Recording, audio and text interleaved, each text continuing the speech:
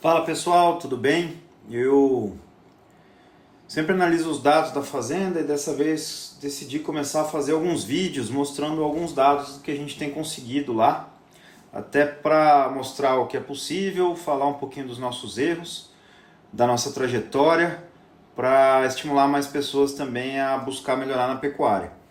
Então, recentemente a gente fechou os dados da estação de monta de 2024 e 2025. É lógico que a gente não fecha todos os dados porque ela não terminou, os bezerros não nasceram e ela só vai terminar assim que os bezerros forem desmamados e a gente tiver o peso de desmama desses bezerros, correto?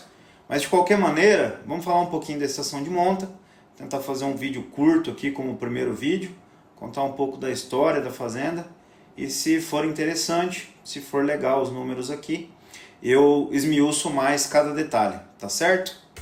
Vamos lá. Então, como resultados gerais aí da estação de monta desse ano, a gente teve 127 animais expostos, é o nosso rebanho de cria, as nossas matrizes Nelore, né? E no fim do ciclo, a gente teve aí 114 animais com prenhez positiva. Bom, isso dá um total aí de 89,76% de prenhez. E aí é que eu falo, quando a gente vai ver uma estação de monta de perto mesmo, tem como dizer se esse número é bom, se esse número é ruim, sem a gente analisar os dados de verdade? Bom, vamos lá. Como que a gente fez esses números, quanto tempo durou essa estação, e aí é que eu vou falar aqui rapidinho para vocês. Então, basicamente, nossa estação de monta, ela teve um tempo de duração da seguinte maneira. A gente só trabalha com inseminação artificial.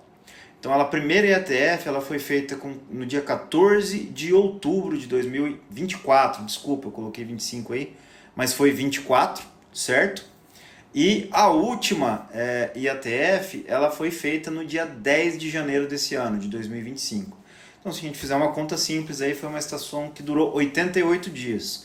Pera aí, a gente já tem o primeiro parâmetro. Eu tive quase 90% de prenhez em 88 dias de estação. Aí já começa a aparecer um negócio legal, certo? Muito bem. Qual que é a estratégia que a gente usa na fazenda já há alguns anos? Sempre tentando diminuir o tempo de estação de monta, e nos próximos vídeos aí eu vou falar como foi cada ano aí desde 2016 até a gente chegar nos resultados desse ano. Bom, a gente usa 100% IATF, a gente não tem touro na fazenda. A gente não tem monta natural, é 100% IATF. A gente faz o ultrassom de uma IATF, ou seja, 30 dias depois da IATF eu faço um ultrassom e esse ultrassom já é o D0 da próxima IATF. Então essa próxima IATF ela vai contemplar a ressincronização dos animais vazios dessa primeira e também os animais que pariram depois e já completaram o período que a gente mantém de anestese pós-parto lá na fazenda, que é de 30 dias. Deu 30 dias de nascimento, tá no dia 0, a gente já protocola, beleza? Nesse ano a gente usou 3 IATFs no total, nos anos passados a gente usava mais, usava 4 IATFs, a gente conseguiu fazer um resultado bom em 3, por isso que a gente conseguiu encurtar o período da inseminação. E aí, a primeira IATF, bom, essa aí já é estratégia sobre raça e reposição, né? Mas a primeira IATF, que na minha concepção são as melhores vacas, as vacas que parem antes, e as novilhas mais velhas, ela é toda feita com sêmen Nelore, com touros Nelore. A gente costuma usar muito SEIP lá na fazenda, top de catálogo aí. Aí, as novilhas nas próximas IATF continuam sempre com sêmen Nelore. Por quê? O semi-Nelore a gente usa para fazer a nossa reposição de matrizes. Quando a gente pensa em fazer a reposição de matrizes, eu quero que as melhores matrizes da minha fazenda produzam as próximas matrizes. Na nossa concepção, as melhores matrizes são as vacas que parem cedo, por isso a primeira IATF é toda de Nelore, e as novilhas, que sempre são a genética mais fresca da fazenda, o animal de melhor genética da fazenda. Então todas as novilhas, até a última IATF, sempre seguem com Nelore. E as demais vacas, Resync ou segunda IATF, terceira IATF, sempre com Angus. visando produzir as novilhas que a gente mata como carne premium e uns animais de melhor qualidade genética para engorda, tanto os machos como as fêmeas. Bom, vamos contar a história das IATFs agora. Então a primeira IATF ela foi feita no dia 14/10/2024. A gente teve 63 fêmeas inseminadas. Aí a gente vai dividir aqui elas entre primíparas, multíparas, vocês vão entender direitinho. Mas dessas 63 a gente teve 43 prenhas. Então já numa primeira IATF, saindo de seca, do ano que a seca foi severa, foi falta de chuva mesmo, a gente conseguiu aí um resultado de 68,25% na primeira IATF. Aí vamos dividir aí sobre todos os aspectos, né? Então a gente tinha 11 novilhas de 2 anos na fazenda. Dessas 11 novilhas, 8 ficaram prenhas. A novilha de 2 anos, se você usa o protocolo correto, ela é muito fácil de emprenhar. Que ela está com o peso ideal, ela com certeza já passou da puberdade e ela está ciclando muito bem. A gente conseguiu aí nossos 72, quase 73% de prenhez. E aí a gente tinha 12 primíparas. E primípara sempre é um problema na fazenda, né? Mas nesse caso, e a gente vai discutir isso aí, pode discutir ao longo de próximos vídeos também, a gente teve 10 prenhas, 83% das nossas primíparas ficaram prenhas. Porque naturalmente, se a gente pensar,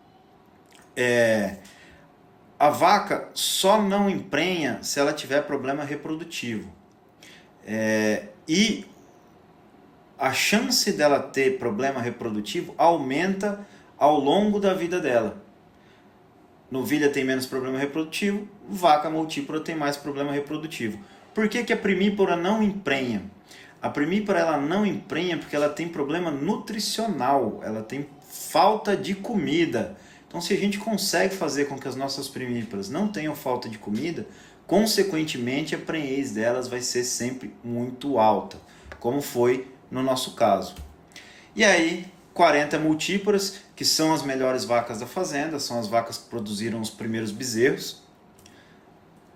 A gente teve 25 prenhas, 62,5% de prenhez. Legal, partimos para a segunda IATF.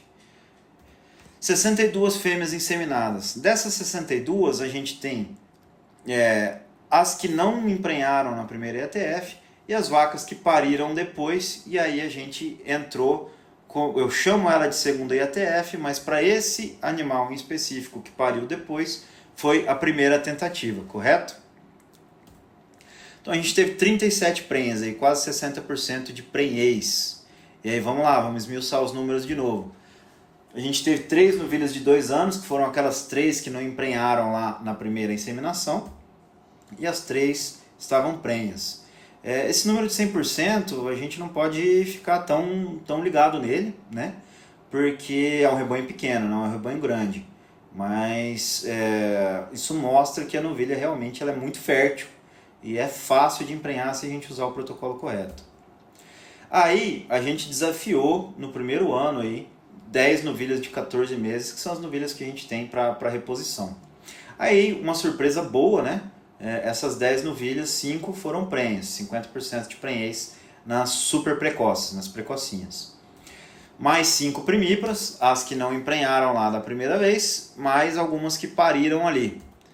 4 prenhas, 75%. Reforçando mais uma vez que se a gente tem nutrição, se a vaca está com condição de emprenhar, as mais novas têm menos problema reprodutivo. E aí 44 vacas multíparas, dessas 25 prenhas, 56,82% de prenhez nas multíparas. E aí vamos para a terceira IATF, que foi no dia 10/1 desse ano, de 2025. A gente teve 45 fêmeas inseminadas, que foram as últimas vacas que pariram, mais as que não emprenharam nas inseminações anteriores. 34 prenhas, 75,55% de prenhez. Por que aumentou tanto? Isso é uma das coisas que a gente sempre se pergunta, né? O porquê dos resultados que a gente colhe. E uma das coisas que me faz crer é que como essa inseminação já foi em janeiro, e a gente já vinha tendo pastos bons com oferta de quantidade e qualidade, desde lá de novembro, essas vacas, elas com certeza tiveram um aporte nutricional muito melhor para ter uma reprodução melhor. E aí vamos esmiuçar os dados de novo. As novilhas de 2 anos, todas elas já estavam prenhas, não tinha mais, então ficaram 5 novilhas de 14 meses. Dessas 5, 3 emprenharam, então 60% de prenhez. Ficaram aí 2 novilhas de 14 meses que não emprenharam, mas não vão ser descartadas. Elas vão voltar aí na estação de monta desse ano com 24 meses para ser inseminadas novamente. 3 primíparas sobraram ali. Uma prenha, 33,33%. Então ficou 2 primíparas aí. Essas sim já vão embora, já estão no lote de descarte, vão ser engordadas para ir para o frigorífico. E aí 37 multíparas, foi a última chance delas. 30 prenhas, 81% de prenhez nessas multíparas. Foi um baita resultado, um resultado muito bom que a gente não vê todo dia. O sêmen desse touro Angus a gente com certeza vai repetir nesse ano, porque além do trabalho excelente de nutrição que a gente precisa fazer, a gente tem que ter um sêmen que emprenha também. E esse sêmen se mostrou muito bom para nós. Beleza. Fazendo as contas aqui, a gente teve 2 primíparas e 7 multíparas vazias, correto? Então um lote de 9 vacas de descarte. Isso é um problema grande para mim, porque eu não formo nem carga para mandar para o frigorífico. Vou ter que mandar junto com boi gordo. Mas a gente dá um jeito, né? É um problema bom de resolver, até porque o preço do bezerro provavelmente vai subir aí nesses próximos anos. E aí, com isso, com esses dados todos na mão, o que eu já consigo programar? Porque é o que eu acredito que é a parte mais importante da fazenda, né? A gente adora estar no campo, a gente adora estar lá em cima do cavalo, a gente adora estar olhando o gado, mas esse planejamento, essa análise de dados, essa tomada de decisão é a parte mais importante para tocar um projeto para frente. E o nosso projeto vai ser tocado para frente da seguinte maneira: com os dados eu consigo saber como vão ser os meus nascimentos em 2025. É lógico, gente, que esses números aqui, eles não estão contemplando as perdas pré-partos nem fundo de maternidade que a gente pode ter, tá? Isso aí pode acontecer e normalmente acontece, a gente não foge disso, ainda mais porque esse ano eu trabalhei com novilha super precoce, tá? Mas de qualquer maneira, no dia 1/8, no dia 1 de agosto, em média, né, porque esses nascimentos variam muito, vamos ter ali em torno de 43 bezerros nascendo, todos Nelore, tá?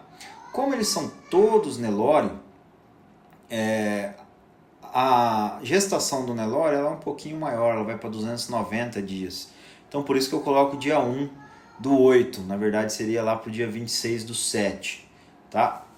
E aí, no dia 12/9, a gente tem mais 37 bezerros nascendo.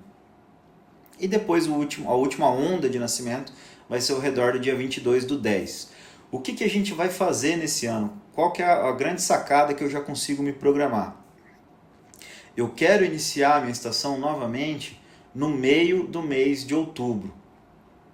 Então eu já vou programar com o meu veterinário, eu vou ter aí em torno de 80 vacas, mais as minhas novilhas super precoces, se estiverem com peso, paridas no dia 12/9.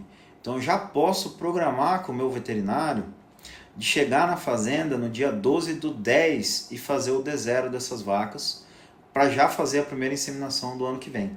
Então isso já está tudo programado, o tanto de bezerro que eu vou ter, os dias que eles vão nascer e o dia que eu já posso programar a minha inseminação no próximo ano.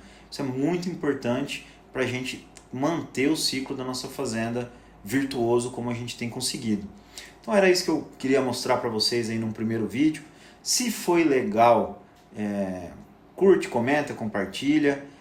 Eu gosto de falar sobre esse assunto, tenho muitos dados da fazenda, posso falar não só da parte reprodutiva, mas a gente pode chegar em peso de desmama, em época de desmama, a gente pode falar de recria, a gente pode falar de taxa de lotação, uma vez que a prenhez não é só a prenhez que manda no resultado da cria, né? A gente sabe disso já faz muito tempo. Então, se você achou interessante, ajuda, que dá força para a gente compartilhar mais conhecimento e resultado e um pouco do que a gente faz no campo.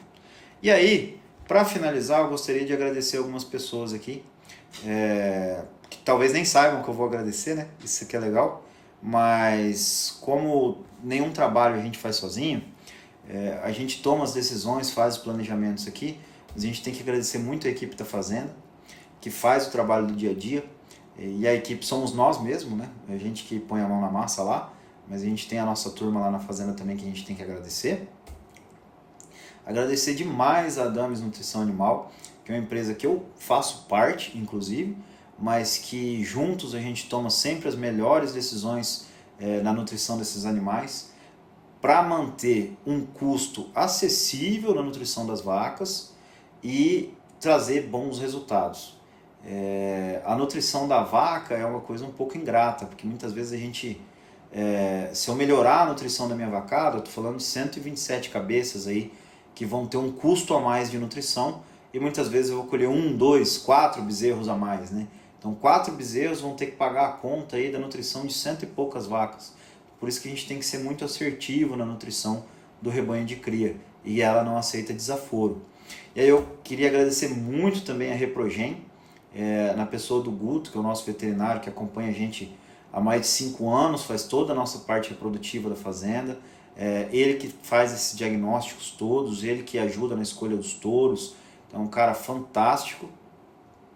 E também, para ter todos esses dados na mão e conseguir mostrar com segurança os dados que a gente tem, eu agradeço também o iRancho, que é o sistema de gestão que a gente usa na fazenda e consegue ter todos esses dados muito bem. Certo, pessoal? Muito obrigado para quem chegou até aqui. E se gostaram, como eu disse, eu tenho muita informação legal para compartilhar aqui, coisas que a gente desde 2006 vem fazendo, fez errado, passou perrengue, teve resultado ruim, teve que voltar atrás. Então isso tudo eu tenho muita vontade de compartilhar. Se tiver gente disposta a ouvir, com certeza eu vou voltar a fazer vídeos aí. Obrigado!